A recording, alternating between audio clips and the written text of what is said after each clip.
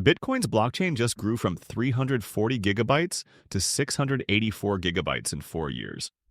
That's double the storage requirement, and it's about to get exponentially worse. Because in October, Bitcoin Core is implementing a change that could turn every single Bitcoin node into an involuntary storage facility for illegal content. And here's the kicker that nobody's talking about. Another cryptocurrency already made this exact change, and within weeks their blockchain was flooded with child abuse material that every node operator was legally required to store forever. This is purely educational content, not financial advice. Always do your own research and understand the risk before making any decisions. While everyone's arguing about Bitcoin's price and whether it'll hit $100,000, there's a technical war brewing that could literally destroy Bitcoin from the inside out. And most people have no clue it's even happening. For over a decade, Bitcoin has had a simple rule. You can only attach 80 bytes of data to a transaction. That's enough for a short text message. Think of it like a sticky note on your bank transfer. But Bitcoin Core version 30, dropping in October, is changing that limit to 100,000 bytes. That's not a small tweak. That's opening the floodgates 1,250 times wider. To put this in perspective, 80 bytes can store Happy Birthday Mom. 100,000 bytes can store high-resolution photos, videos, malware, or literally any digital file you can imagine. But wait until you hear why the developers think this insane increase is actually a good idea. The core developers have three main arguments for this change, and they all sound reasonable until you think about them for more than 5 seconds. First, they say some storage methods are worse than others, so let's make the less bad option easier. That's like saying, I don't like people breaking into my house through windows, so I'll just leave the front door wide open. Second, they claim it prevents mining centralization because big companies currently bypass these limits anyway. But here's the thing, if your solution to people breaking rules is to eliminate the rules entirely, you're not solving centralization, you're surrendering to it. Third, and this is my favorite, they say filtering is censorship and Bitcoin should be neutral. Neutral to what exactly? Child abuse material? Terrorist propaganda? Copyright violations? Speaking of neutrality, let me show you what neutral actually looks like in practice. We don't have to guess what happens when you remove data limits because Bitcoin SV already did this exact experiment. They raised their OP return limit to 100 KB, and the results were immediate and horrifying. Within weeks, people uploaded illegal content, including child abuse imagery. Every single Bitcoin SV node operator became an unwilling host for some of the most heinous material imaginable, permanently stored on their hardware. The BBC covered the story. Legal experts started warning node operators about prosecution risks. And suddenly, running a Bitcoin SV node wasn't just technically challenging, it was potentially criminal. But surely Bitcoin's different, right? Surely this couldn't happen to the world's most valuable cryptocurrency. Here's what happens when illegal content hits Bitcoin's blockchain. Every node operator, all 24,000 plus of them, becomes legally liable for storing that material. We're talking about regular people running nodes on their home computers, suddenly facing potential prosecution.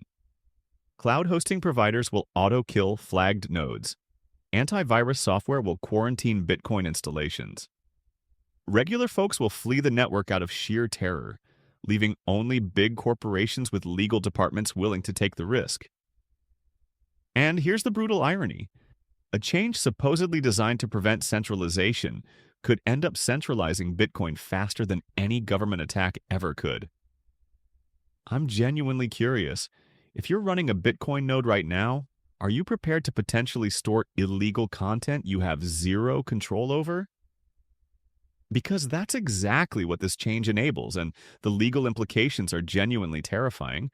But here's where the plot thickens, because there's already a proven solution that nobody wants to use. There's something called Bitcoin knots, essentially Bitcoin Core with better filtering options. It breaks large files into tiny fragments instead of allowing complete files through, giving node operators plausible deniability. There's also Ocean Mining's DATIM system, which gives individual miners control over which transactions they include. This tackles both spam and centralization simultaneously. So why isn't Core pushing these proven alternatives? Critics argue it's because they're not really trying to solve the problem. They're just making large file storage 1,250 times easier while ignoring real solutions. And the community's response to this disaster in waiting has been absolutely fascinating. Before this controversy, only 1 to 2% of Bitcoin nodes ran alternatives to Core. Now, nearly 20% of the network is running Bitcoin knots, actively rejecting this change. That's thousands of node operators essentially voting with their software saying, "We don't want to store your illegal files, thank you very much." This isn't just technical disagreement. This is a full-scale revolt against what many see as reckless endangerment of the entire network. But here's what really keeps me up at night about this whole situation. This isn't just about data limits, it's about Bitcoin's mission creep. Instead of being electronic cash as Satoshi intended, Bitcoin is slowly becoming a permanent storage facility for whatever anyone wants to upload. Every byte of storage makes nodes more expensive to run, pushing out regular users and concentrating power among fewer participants. It's the exact opposite of Bitcoin's decentralization goals. We're witnessing the transformation of Bitcoin from peer-to-peer electronic cash into a global hard drive with a cryptocurrency side business. And the timing of this change reveals something even more concerning. After 11 years of 80-byte limits, suddenly we need to jump to 100,000 bytes immediately? No gradual testing at 200 bytes, 500 bytes, or 1,000 bytes. This isn't careful engineering. This is reckless experimentation with the world's most important cryptocurrency. It's like going from a tricycle straight to a rocket ship without learning to drive a car first. Real solutions exist for mining centralization, like Stratum V2 protocol upgrades. But instead of fixing the actual problem, we're making it easier for everyone to deal with spam equally. That's not progress, that's surrender. So what can regular Bitcoin users actually do about this impending disaster? First, run Bitcoin knots instead of Core. It enforces stricter rules and signals network rejection of this change. Don't upgrade to Core 30 when it drops in October. Second, support actual mining decentralization through Ocean Mining's Datum system, or even small-scale home mining. Every bit helps reduce centralization while heating your house in winter. Third, spread awareness. Explain these risks calmly and factually.